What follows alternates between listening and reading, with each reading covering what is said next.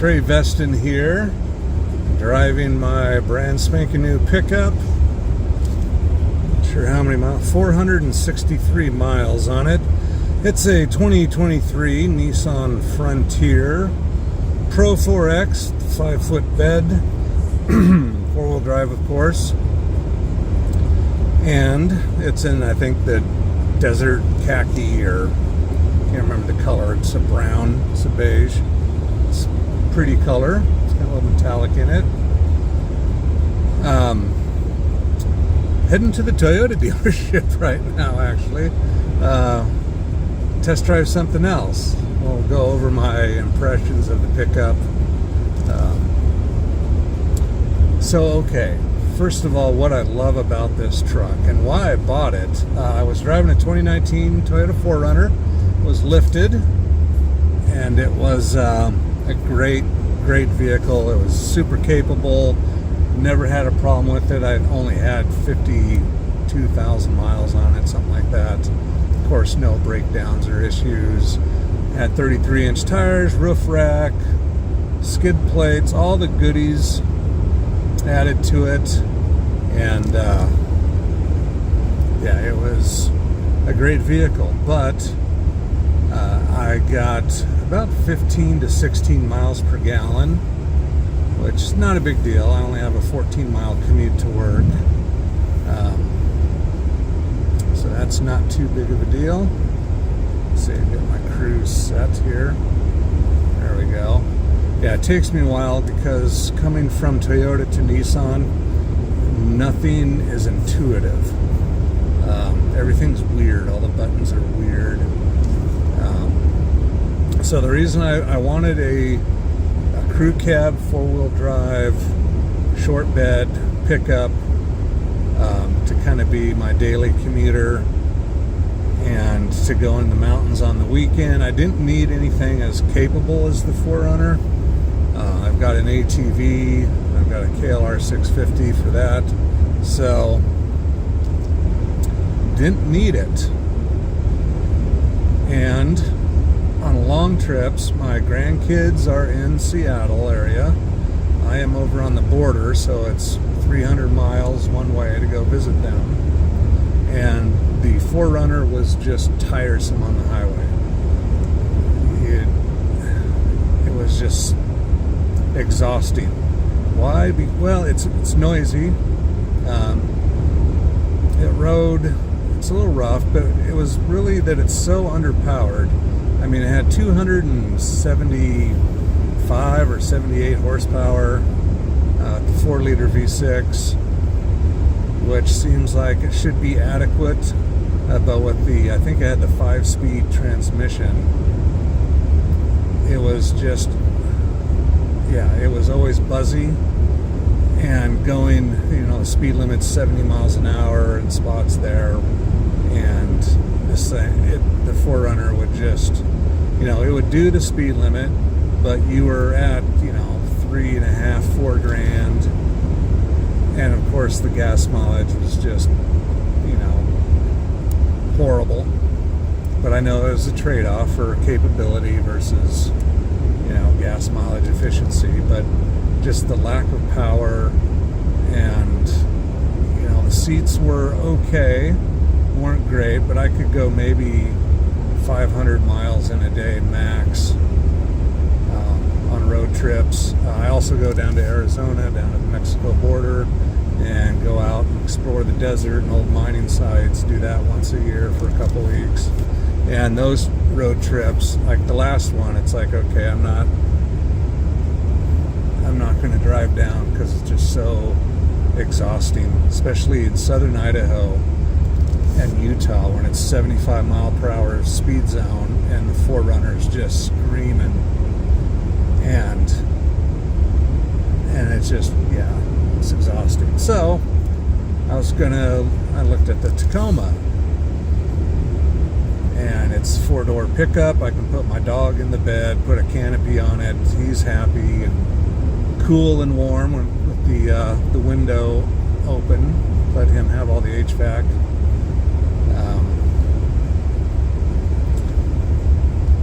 So yeah, crew cab pickup. It wouldn't be as off-road capable, but you know, I could still, plus it had a little bit more towing capacity. The 4Runner is 5,000 pounds.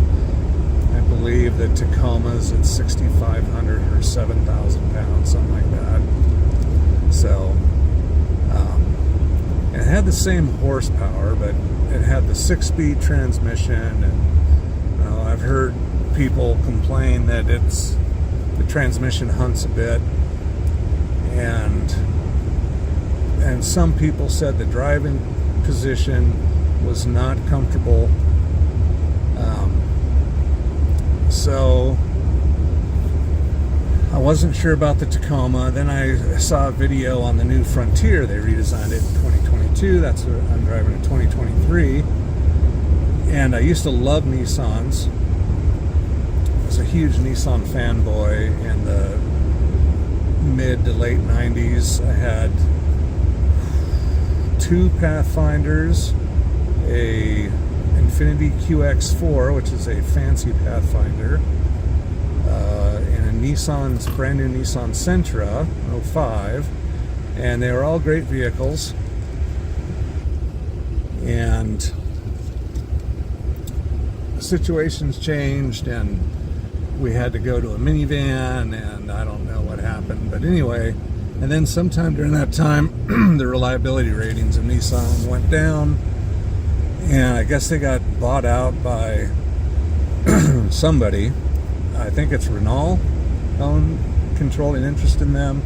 Quality went down, and then I heard that they finally, Renault released their interest, and the quality was improving on the Nissans. I looked at, the video reviews of the Frontier were, they just said, oh, it's great. It's got a 9-speed transmission.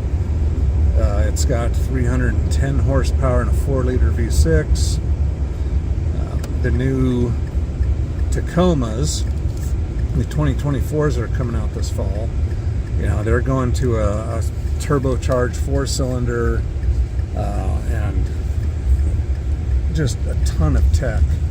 And so that didn't really appeal to me. So I went down, I drove the Frontier, and it feels like a truck. It drives like that's one of the complaints. It has heavier steering because it's hydraulic instead of electric or whatever, but I like the feel of it.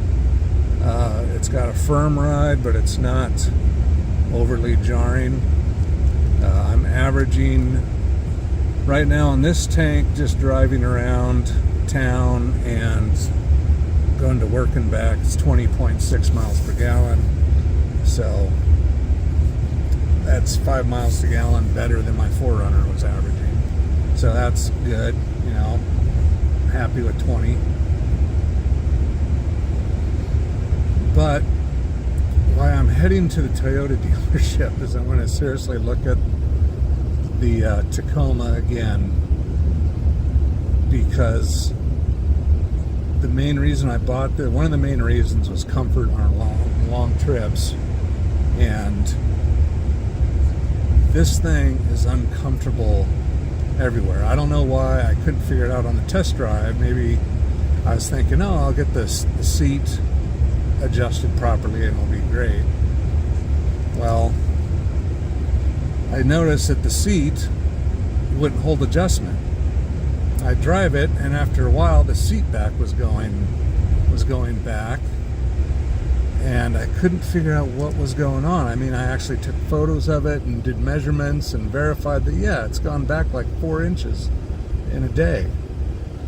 And I went on the Nissan forums, and turns out my butt is too big. The Nissan Frontier, it has a very narrow seat, and it's not meant for big people. If you're a big guy, I'm 6'2", 290. I wear like 42-inch pants. I'm a big guy with a 54-inch chest. I'm big boned, hefty, fat, whatever. My butt does not fit in the seat, and so it's so big that where Nissan put the adjuster, my left butt cheek apparently hits that switch intermittently, or hits, and the other, I mean, my ass is hanging over the padded part of this seat by about 1.5 inches on that side. It's just, it's weird. And then the way the seat is formed, I've got, my butt cheeks are on like the side bolsters, so it's just, it's not good. So yeah, oh, and the other thing is Nissan's got these really cool, trendy little, what they call oh shit bars, grab handles, and the new Bronco has them, and some of the other cool trucks, they have them. Well, they're hard, pretty hard plastic, and my right knee is bruised from hitting this thing. My knee rests right up against it, right below my knee on the shin, and it's bruised from always hitting that. And on the left side, they've got a little indentation out in the door that matches the oh shit handle, and my left knee hits it in the same spot. So when you're driving, you have to keep your knees, your legs tucked in, and it's exhausting. You know, I guess if you're on the highway and you set the cruise, you can sit back and relax, but and it's not too bad as far as the knees, and there's plenty of leg room. But driving around town, or if you have to take the cruise off it instantly, it hurt. My knees start hitting hard plastic, so not bueno. And that's really the main reason. And plus, I'm finding all these, I mean, I'm used to Toyotas, made in Japan, 4Runner. This thing, when I've got the window down and I put my arm out the window and rest on it, there's a sharp plastic edge right here that kind of cuts my arm, and then, yeah, it's just, it's not quality. It looks good, it looks great. Plus, like the gauges, all the off-road gauges are way down by my left knee. You cannot operate these while you're moving. You've got to look down and bend over, and yeah, so. And the salespeople never explain to me what any of these gauges do. There's no owner's manual. I can't look it up. I suppose I can go to Nissan and download the owner's manual, or watch a video on what all the buttons do and what does what. But yeah, they never bothered to explain any of that to me. What else? What other reasons just drives me nuts on this pickup? Oh, the paint. You pop the hood, and instantly the hood, you're looking, 13 minutes in. Okay, I'm still ranting, but I'm being honest. I want you to get a complete idea why this pickup is driving me nuts. So you pop the hood, and most vehicles, even American-made ones, you look, and the paint goes from the top of the fender down into the inner fender. So the whole fender is painted the body color. And the underside of the hood is all painted body color, and then you've got your engine noise mats there. You open the door jambs, and they're painted body color. Not on this truck. I couldn't believe it. You pop the hood, and the paint line like just fades out just past where the hood line is, so you can't see it when the hood's shut. But as soon as you open it, it looks like they just kind of oversprayed into the engine bay a little bit, and then it's just primered inner fenders. Under the hood is just primered with a little bit of overspray from when they got the main areas. The left driver's side front door jamb is painted, but the right one is partially painted. You can see primer through the paint in the right door jamb. I mean, and that's something that, you know, technically it's not a defect, because it does not hurt function, I guess. But it looks horrible. And as somebody that, you know, an auto enthusiast, it bugs me every time I see it. Oh yeah, the door rubber trim, the top of the driver's side and passenger side front door jambs, the rubber was falling down. It was delivered to me with that gasket falling out. I've pushed them back up in there, and so far I think they're holding. So yeah, that's one thing. I think that's mostly it. It's just there's a lot of the edges are hard and harsh and uncomfortable. Seats very uncomfortable. Yeah, I'm trying to think anything else. But the power, this engine is awesome. Love the power. They say the gas mileage is not as good as on other vehicles, but I think it has. I'm happy to get over 20 miles per gallon average. And now I'm at 20.9 for the last 250 miles on this tank. And I've still got over a quarter of a tank, so I was going to get 400 miles per tank. So yeah. So if I could figure out how, I mean, yes, commenters, I can lose weight. I've lost actually 20 pounds past, it's more than 20, 25 pounds past few months. But apparently my ass is still too big.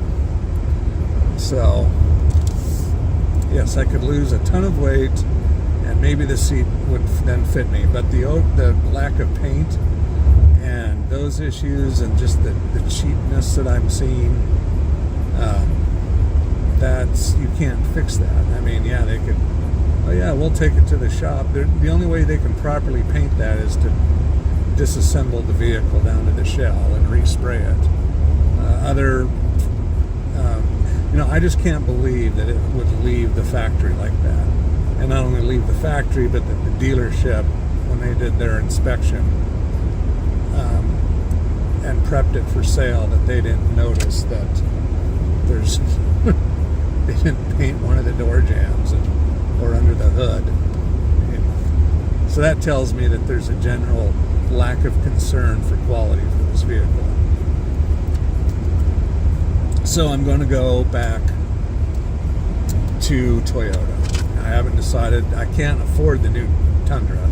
I mean, the cheapest one's I think 55 grand at my dealership.